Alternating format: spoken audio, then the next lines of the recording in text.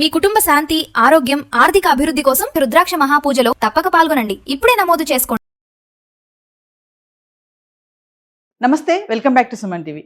Present మనతో పాటు ఉన్నారు జ్యోతిష్యులు, మంత్ర, యంత్ర, తంత్ర, వాస్తు, శకున శాస్త్ర నిపుణులు ముక్కామల చంద్రశేఖర్ గారు.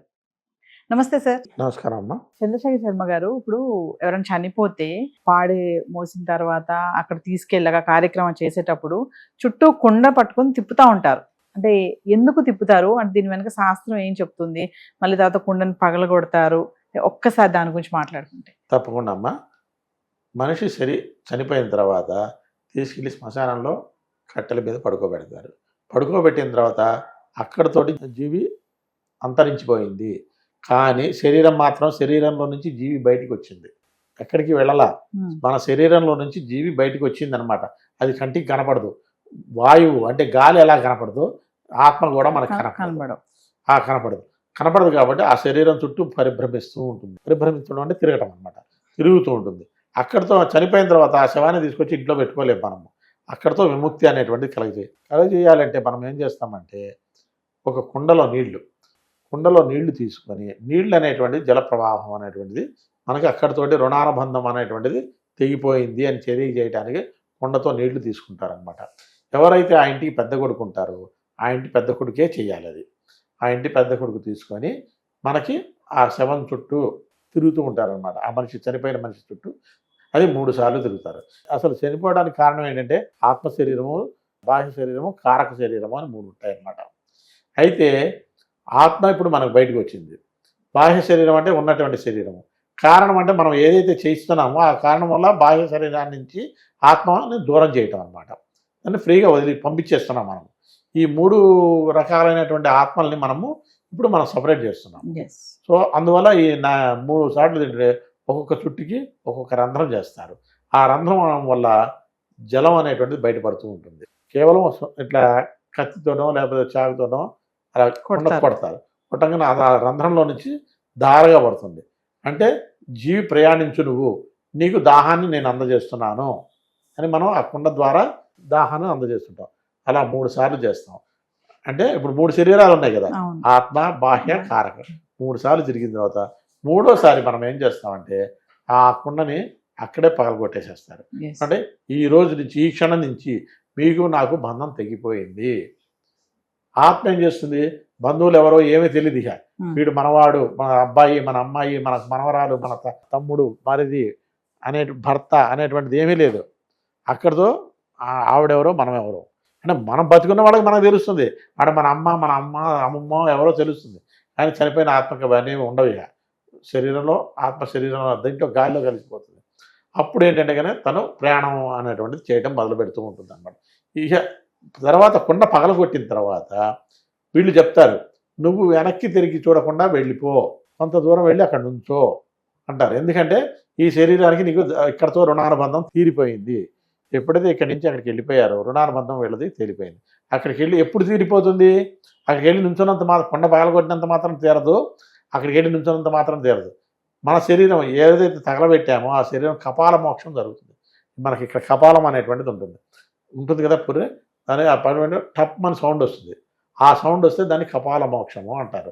ఆ శబ్దం వినరంగానే ఇక మనం అక్కడికి వెళ్ళి అక్కడి నుంచి స్నానం చేసి ఈ శరీరానికి మనకి బంధం తీరిపోయింది అని చెప్పేసి వాళ్ళు వెంటనే అక్కడి నుంచి ఆ శ్మశానం నుంచి బయటికి వెళ్ళి స్నానాలు చేసి మిగతా కార్యక్రమాలు 13 రోజుల కార్యక్రమాలు ఉంటాయి. ఆ కార్యక్రమాలు ఏవైతే ఉంటాయో రాసిన ప్రకారం ఆ కార్యక్రమాలు చేస్తూ ఉంటారు అనమాట. అంటే కపాల మోక్షం అన్నారు కదా, అంటే అండి కపాల మోక్షము అంటే కనుక ఆ జీవిలో ఉన్నటువంటి శరీరం పూర్తిగా అక్కడి నుంచి వెళ్ళిపోయినట్టు కంప్లీట్ అనమాట. కపాలం అంటే మన పుర్రె, దాని స్కల్. ఆ స్కల్ ఏదైతే ఉంటుందో దాంట్లో కొద్దిగా ఉంటుంది అనమాట. అది మీరు సుత్తి పెట్టి కొట్టినా పగలదు. ఆ శబ్దానికి చనిపోయినప్పుడు మాత్రమే ఆ వేడికి పగిలిపోయినప్పుడు అందులో నుంచి ఒక జీవం లాంటి ఒక ఆత్మ వెళ్ళిపోతుంది. దాన్ని కపాల మోక్షము అంటారు. ఆ జీవే మనం వైతరణి నది దాటాలి. ఆ వైతరణి నది దాటాలంటే కనుక మనం చేసిన పుణ్యము, పాప కార్యక్రమాలను బట్టి మనం స్వర్గలోకానికి వెళ్తామా, నరకలోకానికి వెళ్తామా, మనం చేసిన పాప పుణ్యాలను బట్టి, పూర్వజన్మ పాప ఫలితం, కర్మల పని బట్టి మనం ఇది జరుగుతూ ఉంటుంది అనమాట. అయితే చంద్రశేఖర్ శర్మ గారు, ఇప్పుడు కొరివి పెట్టడం అని అంటారు కదా, తల్లికి చిన్న కొడుకు తండ్రికి పెద్ద కొడుకు పెట్టాలని అంటారు. ఎందుకండి అలాగా?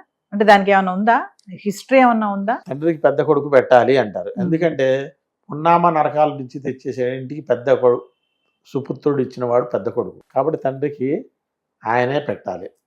తల్లికి చిన్న కొడుకు ఎందుకు పెట్టాలంటే కనుక అందరికన్నా ఎక్కువగా ముద్దు చేసే తల్లి ఎవరిని ఇష్టపడేది, ఎవరు? చిన్నోడిని. ఆఖరిని.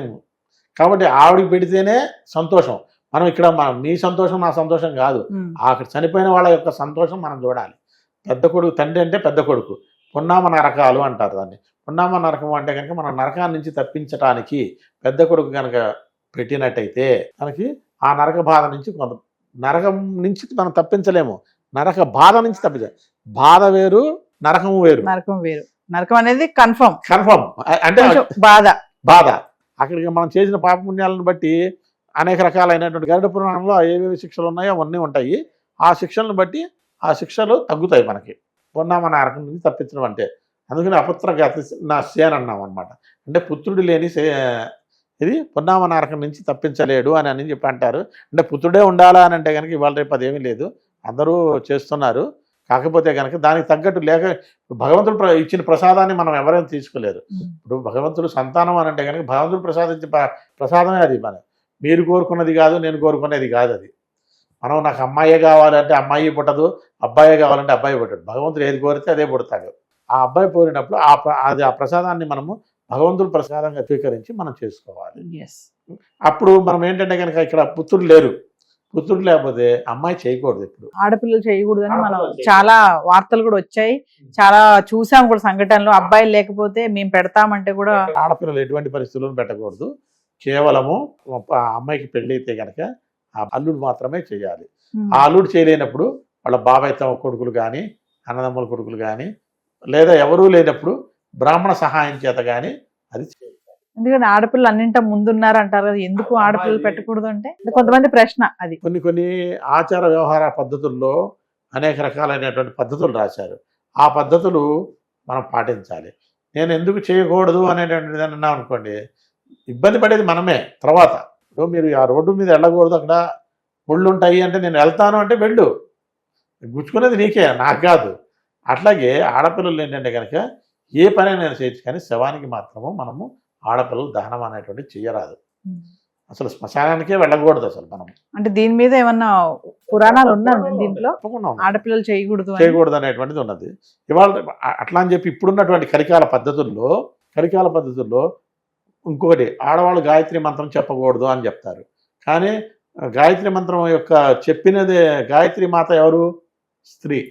ఆవిడ నుంచి సృష్టించిన మంత్రమే గాయత్రి మంత్రం. మరి ఆడవాళ్ళు చేయకూడదు అని చేయడం తప్పు. మరి ఆడవాళ్ళు చేయటంలో ఆడవాళ్ళు అంటేనే తల్లితో సమానం మనకి, గాయత్రి మాతతోటి.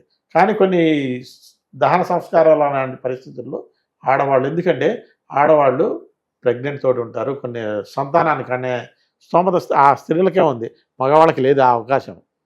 లేదు కాబట్టి వాటి మీద యొక్క ఈ ప్రభావం చూపిస్తుంది. కాబట్టి మనకి ఆడవాళ్ళు శ్మశానానికి వెళ్ళకూడదు అనేటువంటి నిబంధన ఉంది. కాబట్టి ఆడవాళ్ళు అక్కడికి వెళ్ళకూడదు అని చెప్తారనమాట. మెయిన్ కారణం అదే, అంతకన్నా వేరే ఏం లేదు. నమస్తే. నమస్తే.